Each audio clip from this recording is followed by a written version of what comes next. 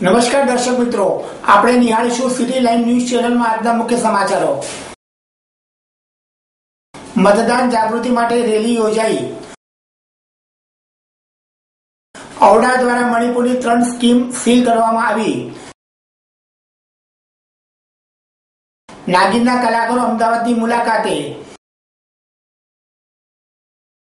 Crime પેટ્રોલનો host અનુપમ સોની શહેરની મુલાકાતે। આરોગ્ય શાખા દ્વારા દરોડા અને ચેકિંગ। વેપારીને કુહાડી દેખાડી ધમકીનો વિડીયો। પાણી મુદ્દે મહિલાઓમાં ભારે રોષ। મતદાન જાગૃતિ માટે રેલી યોજાઈ।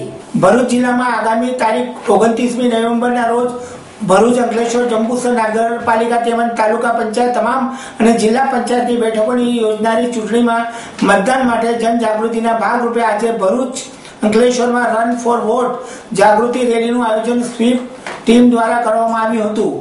જિલ્લા ચૂંટણી અધિકારી ડોક્ટર વિક્રાંત પાંડેએ આ રેલીને સંબોધતા જણાવ્યું હતું કે પ્રત્યેક મતદાર મતદાન માટે ઉત્સાહિત બને અને મતદારોમાં જાગૃતિ આવે તેવો સંદેશ રેલીના માધ્યમથી ઘર ઘર સુધી પહોંચાડવાનો છે। આગામી ચૂંટણીમાં નાગરિકો સૌથી વધુ મતદાન કરે તે માટે જિલ્લાભરમાં જનજાગૃતિ અભિયાનનો આરંભ આજથી કરાયો છે। તેમણે સૌને પોતાના ઘર અને ફળિયા સુધી મતદાન કરવાનો સંકલ્પ સંદેશો પહોંચાડવાનો અનુરોધ કર્યો હતો। જિલ્લાભરના વિદ્યાર્થીઓ મારફતે વાલીઓ માટે મતદાન માટે સંકલ્પ ફોર્મ ઉપર સંમતિ મેળવશે। આજે યોજાયેલ રન ફોર વોટ રેલીમાં ભરૂચ શહેરની શાળાઓ, સખી મંડળની મહિલાઓ અને જોઈન્ટ ગ્રુપના કાર્યકરો જોડાયા હતા। કલેક્ટર શ્રી કચેરીએથી પ્રસ્થાન કરાવ્યું હતું। પ્રારંભે અધિક નિવાસી કલેક્ટર શ્રી બીજી પ્રજાપતિએ સૌનું સ્વાગત કર્યું હતું। ભરૂચ જિલ્લામાં મતદાર જાગૃતિ અને મતદાન સારું થાય તે માટે ભરૂચ શહેર અને જિલ્લા સૌ મીડિયા કર્મીઓના સહયોગ અને ઉત્સાહને કલેક્ટર શ્રીએ સરાહના કરી હતી। કલેક્ટર ખાતે આજે યોજાયેલ રન ફોર વોટ રેલીના પ્રસ્થાન કાર્યક્રમમાં જિલ્લા અધિકારી રમેશચંદ્ર માછી, જિલ્લા registrar Sunil Chaudhary, Lions Club ભરૂચના પૂર્વ પ્રમુખ શ્રી સુનિલ નેવે અને જોઈન્ટ ગ્રુપની સમગ્ર ટીમ સહિત અધિકારીશ્રીઓ મોટી સંખ્યામાં જોડાયા હતા। ઔડા દ્વારા મણિપુરની 3 સ્કીમ સીલ કરવામાં આવી। અમદાવાદ શહેર વિકાસ મંડળ ઔડા દ્વારા મણિપુરમાં સરકારી જમીન પર થયેલી 3 જેટલી સ્કીમો સીલ કરાઈ છે।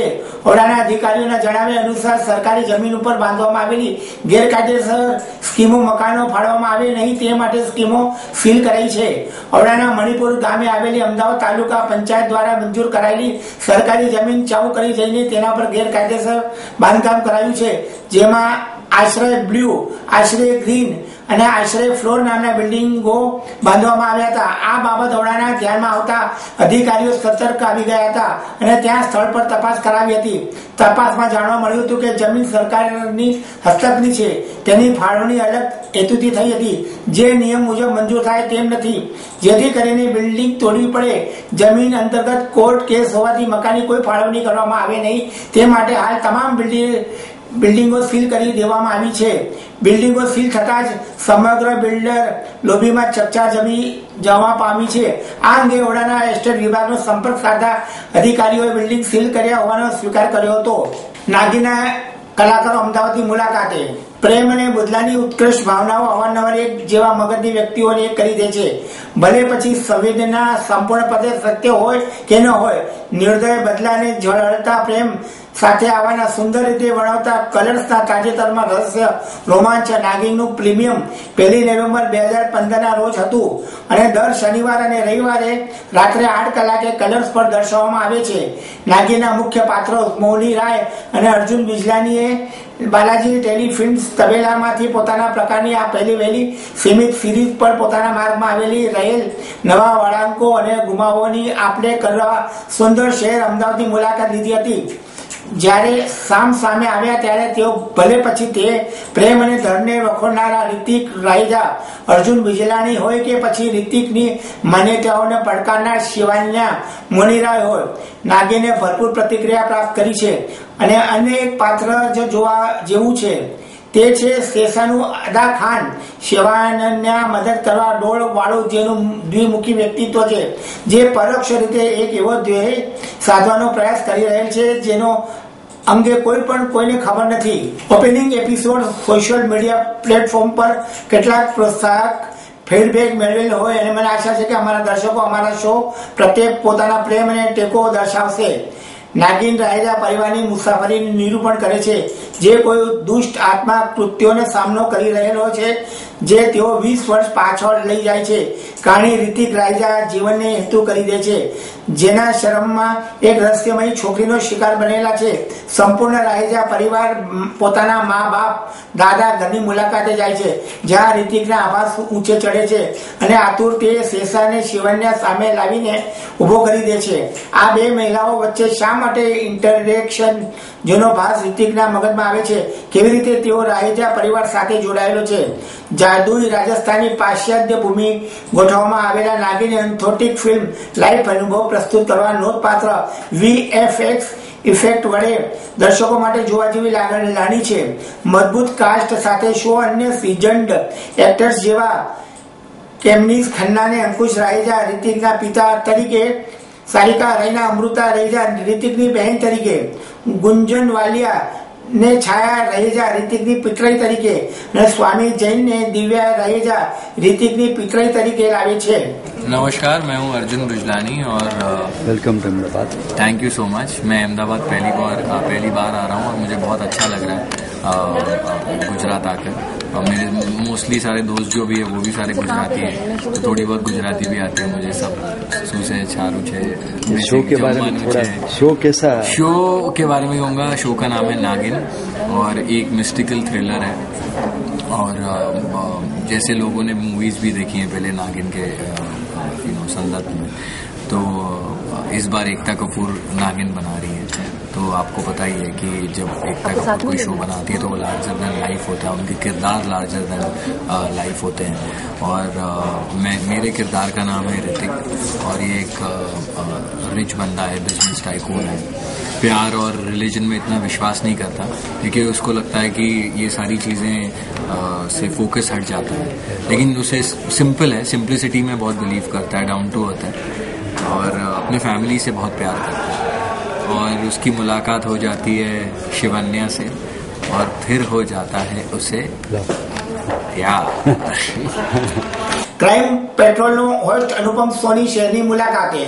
સમાજ પ્રત્યે કટિબદ્ધતાના ભાગરૂપે બનતી ઘાતકી ગુનાખોરી સામે દર્શકોને સતર્ક કરવાનો અને જાગૃત કરવાનો સોની એન્ટરટેનમેન્ટ ટેલિવિઝન અવલ શો ક્રાઇમ પેટ્રોલનો મુખ્ય હેતુ છે. આ શો દર્શકો માટે આંખ ઉડાડનાર અસલ જીવનના કિસ્સામાં લાવવા પર સતત ભાર આપે છે. ઉડાણ ભર્યું સંશોધન અને અમુક ચોંકાવનારી ઘટનાઓ અચૂક રીતે પ્રદર્શિત કરીને આ શો ક્રાઇમ રિયાલિટી પ્રકારમાં પોતાની આગવી છાપ ઓળખ કરી દે છે, જેના થકી ટેલિવિઝન પર અત્યંત લોકપ્રિય અને સૌથી લાંબો ચાલનારી શોમાંથી એક છે. આ લડતને હવે વધુ આગળ લઈ જતા ચેનલ સપ્તાહમાં રોજ નવી વાર્તા લઈને આવી રહી છે. હોસ્ટ અનુપમ સોની અને તેના ભાગરૂપે આ શો વિશે વાતો કરવા માટે અમદાવાદ આવ્યો હતો. અમદાવાદની મુલાકાત વિશે બોલતા અનુપ સોની કહે છે કે ગુનાખોર સામે લડાઈનું મુખ્ય અને અત્યંત મહત્વપૂર્ણ પગલું ભાન છે. અમારા શોનો હેતુ એક વ્યક્તિ સામે આચરાતી હિચકારી ગુનાખોરીમાંથી સંપૂર્ણ દેશને શીખ આપવાનો છે. શોના હોસ્ટ તરીકે હું શોના દર્શકોને ચાહકોને શૈતાની ગુનાખોરી સામે તેઓ ભોગ નહીં બને તેનું ધ્યાન રાખવા અનુરોધ કરવા માટે આવ્યો છું. હું લાંબા સમયથી આ શો સાથે સંકળાયેલો છું, તે બદલ મને ગર્વની લાગણી થાય છે. હવે સપ્તાહમાં 7 વાર નવા એપિસોડ સાથે શક્ય તેટલા લોકોને સતર્ક કરવાનું ચાલુ રાખવાની મારી ઈચ્છા છે. हम बेसिकली हमारा मकसद यहाँ आने का ये था, क्योंकि क्राइम पेट्रोल तकरीबन 12 सालों से जो है इस वक्त टेलीविजन सोनी एंटरटेनमेंट टेलीविजन पे चल रहा है. और क्राइम पेट्रोल पहला ऐसा शो है जो कि एक क्राइम से रिलेटेड बातें करता है और एंटरटेनमेंट चैनल पे. इससे पहले कोई ऐसा प्रोग्राम नहीं था जो किसी एंटरटेनमेंट चैनल पे इस तरह के सब्जेक्ट को डील करता हो, क्योंकि सब लोगों को लगता था कि एंटरटेनमेंट चैनल पे क्राइम कोई क्यों देखना चाहेगा. But I think Sony channel ने इस बात का तो समझा कि ये एंटरटेनमेंट चैनल पे ऐसा प्रोग्राम होना चाहिए. सो आज जिस चीज़ को लोग फॉलो कर रहे हैं और एक उसके जैसे वो एक पिक्चर हिट हो जाती है तो फिर उसी तरह की पिक्चरें बनने लग जाती हैं. उसी तरीके से सोनी ने जब क्राइम पेट्रोल शुरू किया और लोगों ने उसको पसंद किया तो फिर उसके बहुत सारे लोगों ने उसको फॉलो भी किया. लेकिन मैं ये कहूँगा कि क्राइम पेट्रोल अपने आप में एक लेजेंडरी शो है, एक पायनियर शो है जिसने बहुत सारे और चैनल्स को या और लोगों को ये रास्ता दिखाया कि हाँ इस तरह का शो बनना चाहिए और लोगों को देखना चाहिए। आरोग्य शाखा द्वारा दरोड़ा અને ચેકિંગ દિવાળીના તહેવાર નિમિત્તે સૌ કોઈ પરિવારો પોતપોતાના ઘરે મહેમાનો આવકારતા માટે મીઠાઈ ખરીદતા હોય છે। તહેવારો ટાણે વેપારીઓ પોતપોતાના ખિસ્સા ભરી લેવા માટે બેડ સિરિયલ વાળી મીઠાઈ લોકોને પધરાવતી હોય છે અને જેનાથી લોકોના આરોગ્ય સાથે ચેડા થતા હોય છે। તહેવાર સમયે કોઈ પરિવારને પોતાના તહેવાર દવાખાનામાં ન વિતાવવો પડે તે માટે રાજકોટ આરોગ્ય શાખા દ્વારા સઘન ચેકિંગ ઝુંબેશ હાથ ધરવામાં આવી રહી છે, જેના ભાગરૂપે આજે શહેરના સાધવાણી વાસવાણી રોડ ઉપર ચેકિંગ કરી મીઠાઈના વેપારીને ઝડપી લીધો હતો અને આ ખાદ્ય મીઠાઈ અને તેમાં વપરાતી વાસી સામગ્રીઓ કબજે કરી નમૂના લઈને અંદાજે 4.5 લાખ રૂપિયાની વસ્તુઓનો નાશ કરવામાં આવ્યો હતો। રાજકોટ આરોગ્ય શાખા દ્વારા શહેરના સાધુ વાસવાણી રોડ પર આવેલી અમૃત ડેરીમાં દરોડો પાડ્યો હતો। દરોડા પાડતા ડેરીમાં ઓછા ફેટનું પનીર, વાસી મીઠાઈ, ડુપ્લિકેટ ઘી સહિતનો અખાદ્ય વસ્તુઓનો જથ્થો મળી આવ્યો હતો। આરોગ્ય શાખાના અધિકારીઓએ ડેરીમાં સઘન ચેકિંગ કરીને 1200 કિલો પનીર, 160 કિલો ડુપ્લિકેટ ઘી, 150 કિલો વાસી દહીં, 250 કિલો વાસી મીઠાઈ સહિતનો જથ્થો ઝડપી પાડ્યો હતો। આ ડેરીના સંચાલક છેલ્લા 2.5 વર્ષથી આ વ્યવસાય કરી રહ્યા હતા અને શહેરની વિવિધ ડેરીઓમાં તેમજ બોટલોમાં સપ્લાય કરતા હોય છે। આરોગ્ય વિભાગની ટીમે કુલ 4,47,350 રૂપિયાનો મુદ્દા માલ કબજે કર્યો હતો। ઝડપાયેલા જથ્થા પૈકી નમૂના લઈને તેને પૃથ્થકરણ અર્થે મોકલી દેવામાં આવ્યા હતો અને બાકીનો તમામ જથ્થો નાશ કરવામાં આવ્યો છે। લેબોરેટરી રિપોર્ટ આવ્યા બાદ કાર્યવાહી હાથ ધરવામાં આવશે। વેપારીને કુહાડી દેખાડી ધમકીનો વિડીયો। રાજકોટ શહેરમાં કાયદો અને વ્યવસ્થાની સ્થિતિ ખાડી ગઈ હોય તેવું લાગી રહ્યું છે। ભૂમાફિયાઓ અને વેપારીઓ વચ્ચે માથાકૂટ, વેપારીઓ પણ હવે માફિયાની ભાષા બોલતા થઈ ગયા હોય તેવું લાગી રહ્યું છે। અગાઉ રાજકોટના વેપારી અગ્રણી ગોવિંદ પરિયા દ્વારા જયપાલસિંહ અને બળી ડાંગર વિરુદ્ધ ગેરકાયદેસર કબજો કરવા અંગેની ફરિયાદ તેઓએ નોંધાવી હતી, પરંતુ હવે પોતે પણ આ માફિયાઓના રસ્તે ચાલવા લાગ્યા છે। રાજકોટના નામી ઉદ્યોગપતિ ગોવિંદભાઈ સપરિયાએ 45 લાખ રૂપિયાની ઉઘરાણી મુદ્દે સામા પક્ષના વેપારીને કુહાડી દેખાડી ધમકી આપી હોવાનો વિડીયો વાયરલ થતા ભારે ચકચાર મચી જવા પામી હતી। આ સીસીટીવી ફૂટેજમાં વેપારી ગોવિંદભાઈ સપરિયા ઉઘરાણી મુદ્દે સામે બેઠેલી વ્યક્તિને કુહાડીથી ધમકી આપતા હોય તેવું નજરે પડે છે। બનાવ અંગે ગોવિંદભાઈ સપરિયા વિરુદ્ધ પોલીસ ફરિયાદ નોંધવામાં આવી છે। પાણી મુદ્દે મહિલાઓમાં ભારે રોષ। રાજકોટ શહેરમાં એક તરફ ચૂંટણીઓ માટે ઉમેદવારોની યાદી એક પછી એક પક્ષ દ્વારા જાહેર કરવામાં આવી રહી છે અને બીજી તરફ સંતુષ્ટો દ્વારા રાજીનામા આપી પક્ષને અલવિદા કહેવામાં આવી રહ્યું છે। ત્યારે પક્ષોની જીત હારી લડાઈ વચ્ચે સામાન્ય નાગરિકો પ્રાથમિક સુવિધાઓ માટે વલખા મારી રહ્યા છે, જે ખૂબ નિંદનીય બાબત છે। રાજકોટ શહેરના વોર્ડ નંબર 13 ના મિલપરા વિસ્તારમાં છેલ્લા 3 દિવસથી પીવાનું પાણી નહીં આવતા મહિલાઓમાં ભારે રોષ ભભૂકી ઉઠ્યો છે। આજે મહિલાઓ રોડ પર ઉતરી આવી હતી અને રાજકીય પક્ષે વિરુદ્ધ હાય હાયના નારા લગાવી પોતાના રોષ ઠાલવ્યો હતો। મહિલાઓ રોજ પણ જણાવ્યું હતું કે વોર્ડ નંબર 13માં ભાજપના સ્ટેન્ડિંગ ચેરમેન હતા, તેમ છતાં આજ દિન સુધી પ્રજાના પ્રશ્નોની અવગણના કરવામાં આવી છે। હવે જ્યારે ચૂંટણી નજીકમાં આવી રહી છે ત્યારે પણ પાણીના ધાંધિયા ચાલી રહ્યા છે। એક તરફ 3 દિવસ સુધી પીવાનું પાણી આવતું નથી અને જો આવે તો તેમાં ભૂગર્ભ ગટરનું પાણી મિશ્રિત થઈને આવતું હોય છે, જેથી આવું દૂષિત પાણી પીને ઘરે ઘરે માંદગીના ખાટલા જોવા મળી રહ્યા છે। ત્યારે આવી પરિસ્થિતિમાં જો કોઈ રાજકીય અગ્રણીઓ કે નેતાઓ મત માંગવામાં આવશે તો મિલપરા વિસ્તારની મહિલાઓ તેઓને જ હાથમાં વસ્તુ આવશે તેનાથી માર મારશે અને મતદાન પણ નહીં કરે તેવી ચીમકી ઉચ્ચારી હતી। પ્રજાના જોરે સત્તા મેળવીને બેઠેલા સત્તાધીશો ચૂંટણી સમયે હાથ જોડે છે અને ચૂંટણી ગયા પછી કોણ તમે અને કોણ અમે તેવી વાતો કરતા હોવાથી આ વખતે મિલપરા વિસ્તારના લોકો રાજકીય અગ્રણીઓને પાઠ ભણાવશે તે નિશ્ચિત છે। અત્યારે તો 3 દીથી પાણી આવ્યું જ નથી। અમે 3-4 વખતે ફરિયાદ કર્યું, મગર ફોન જ રિસીવ એ લોકો કરતા નથી અને આ ફેરે મત માંગવા આવશે તો અમારા શેરીમાં 3 નંબરમાં તો કોઈ એમને મત આપવા જ નથી। પૂરો આખો મિલપરા દેવાના નથી ને મત। અને સૌથી પહેલા ભાજપા જે હોય તો ભિખારીને જ અમારાથી મત માંગવા આવે, અમારા ઘર કામ મૂકીને અમે સર્વિસ મૂકીને મત દેવા જાય, મગર અત્યારે અમારું પ્રોબ્લેમ છે તો એ લોકોને સોલ્વ કરવું જોઈએ ને, એટલે અમે તો નિર્ણય લીધું છે કે અમે કોઈ એમને મત આ ફેરે આપવા જ નથી। આપ નિહાળતા રહો સિટી લાઈન ન્યૂઝ ચેનલ। આ હતા આજના મુખ્ય સમાચારો।